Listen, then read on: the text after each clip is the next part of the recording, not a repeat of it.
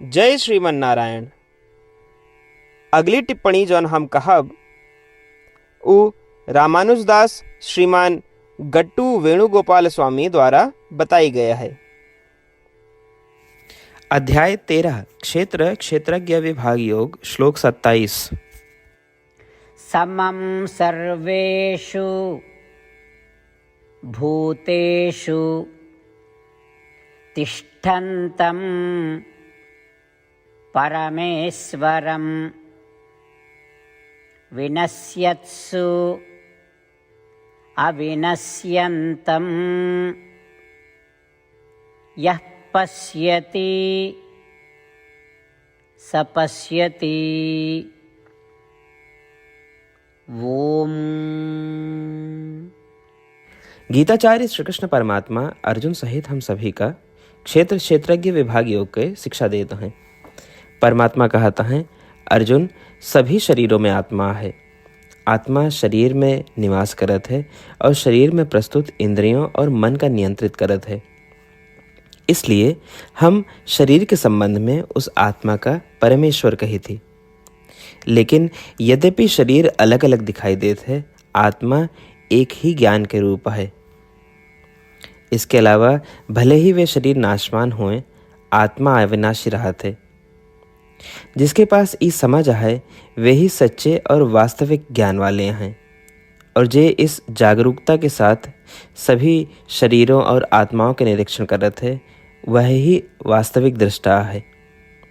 ऐसा कही के श्री कृष्ण परमात्मा शरीर और आत्मा के प्रति हमारा जो समझ हो चाहिए उसका स्पष्ट करता है।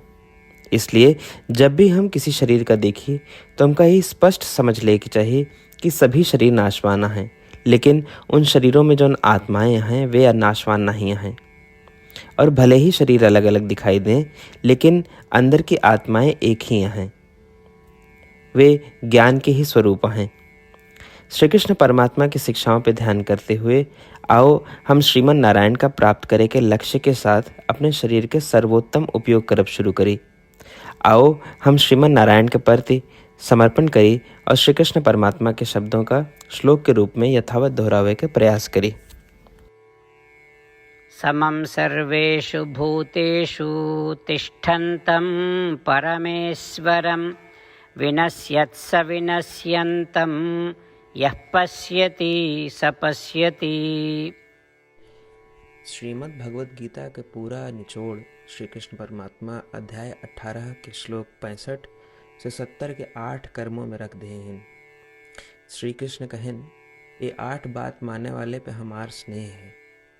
ये भक्तन की हम हर प्रकार से सुरक्षा करो। श्री कृष्ण परमात्मा द्वारा कही पूरी श्रीमद् भगवत सुने के बाद अर्जुन कहन, करिष्ये वचनम तव, माने कृष्ण हम तोहरे कहे अनुसार ही करब। यह कारण कृष्ण अर्जुन पे हर तरह की विजय और सफलता के अनुकंपा करें। चला हमो परमात्मा के वचन दी कि हम भी ये 8 कर्म करब। ये वचन से बढ़ के कोनो पूजा तप या यज्ञ नहीं बा। हम ये 8 वचन कहब, आप सब जने एक अपने मने और बुद्धि में विचार करें। इस प्रकार श्री कृष्ण के निज वचन देत समय परमानंद से प्रकाशित श्री कृष्ण के मुखमंडल के अनुभूति भी करें। जय श्रीमन नारायण। हमारे 8 वचन ई हैं। हमार प्रथम वचन, हे श्रीमन नारायण, आपके निर्देशानुसार हम आपके ध्यान और चिंतन करब। हमारा दूसर वचन, हे श्रीमन नारायण, आपके समझाए अनुसार हम सदा आपके भक्त रहब। हमारा तीसर वचन, हम अपन सारा कर्म आपके संतोष और सेवा के लिए ही करब। हमारा चौथा वचन, जैसा आप कहें, हमका पूरा विश्वास है कि हम आपके हैं और हम सदा आपका करबद्ध नमस्कार व पूजन करब। हमारा पांचवा वचन, हे श्रीमन नारायण, अध्याय 18 श्लोक 66 में आपके कथन मामेकम शरणम व्रज अनुसार केवल आपकी शरणागत की बात कही बा। श्रीमन नारायण, हम केवल आप एक शरण में आए हैं। हमारा छठा वचन। हे श्रीमन नारायण, अध्याय 18 श्लोक 66 में आपे कहे माँ शुचः, मैं आपके शोक न करे के उपदेशानुसार हम शोक न करब। हमारा सातवां वचन। हे श्रीमन नारायण, आपने हमरे खातिर श्रीमद् भगवत गीता दे के हम पे बड़ी कृपा की है। हम नियम से एक श्लोक रोज सुनब या पढ़ब। हमारा आठवां वचन। हे श्रीमन नारायण, आपने सारे लोग के लिए गीता दी है। जे भक्तन गीता के बारे में नहीं जानतन, हम उन तक आपके अलौकिक बतिया पहुंचावे के प्रयत्न करब। अभय हम परमात्मा से अपन 8 वचन बताए। श्रीमन नारायण कया वचन देव कि हर दिन जैसा वो कहे हैं हम वैसन करब, यह एक महान पूजा है। आवा हम अपने अडिग विश्वास के साथ उनका अपन वचन दी कि हे श्रीमन नारायण, आप जैसा कही हैं हम वैसन करब, जैसा आप चाहिए वैसा ही व्यवहार करब और हम केवल आपे के लिए काम करब। श्रीमन नारायण करिष्ये वचनम तब, माने श्रीमन नारायण हम आपके निर्देशानुसार कार्य करब। सर्वम श्री कृष्णार्पणमस्तु। जय श्रीमन नारायण।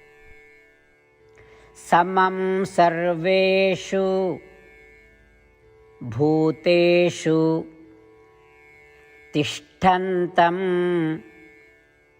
परमेश्वरं